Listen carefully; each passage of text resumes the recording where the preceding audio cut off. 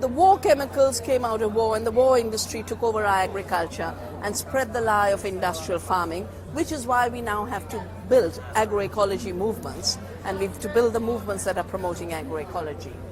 The next step of attempt to control is the convergence of information technologies and biotechnology.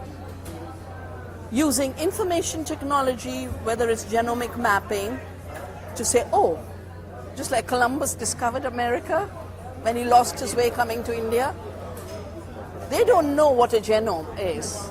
Saying about the seed, the peasant who evolved the seed knows, the woman who evolved that seed knows.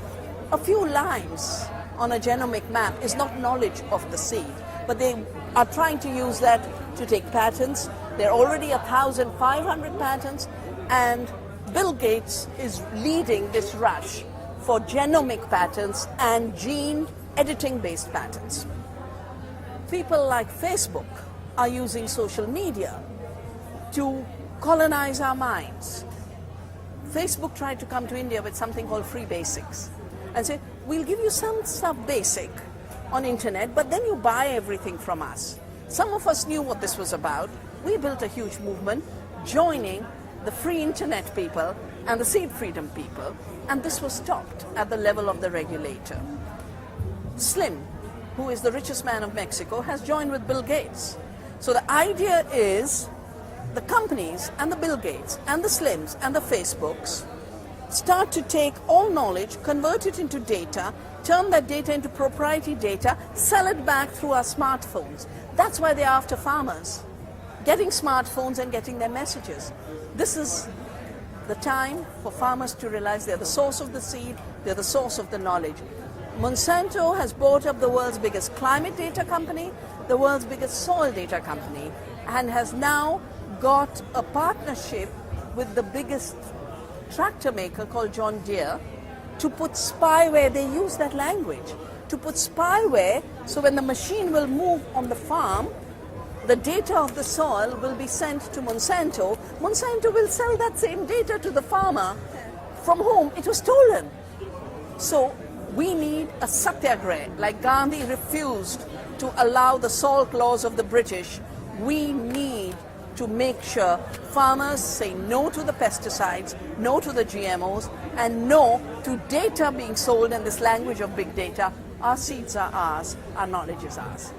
And another question is, here in Brazil, a problematic issue is like with the native population, for example, that are actually being killed by agribusiness. Yeah.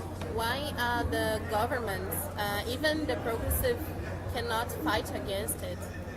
Well, the sad thing is, as WTO and globalization took power upwards and outwards, local power and local authority moved out, and centralized governments, national governments, got more and more power. To win elections, they have to turn to the same agribusiness. I know I used to come and help the Workers' Party train on biosafety to fight GMOs.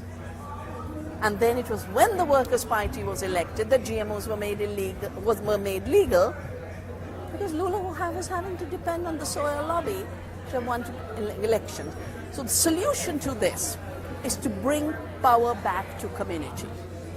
This centralized governance, driven by big money, will constantly exterminate life on earth and native people. And as there was a campaign recently, first they came for Julian Assange. Of course, indigenous people are under threat, but every progressive is under threat. Every good journalist is under threat. Every independent researcher is under threat. Every good doctor who tells you cancer is growing with pesticide and herbicide spraying is under threat. I have watched this happen in Argentina. So the only way even progressive governments will stop being partners of the genocide is when we take power back.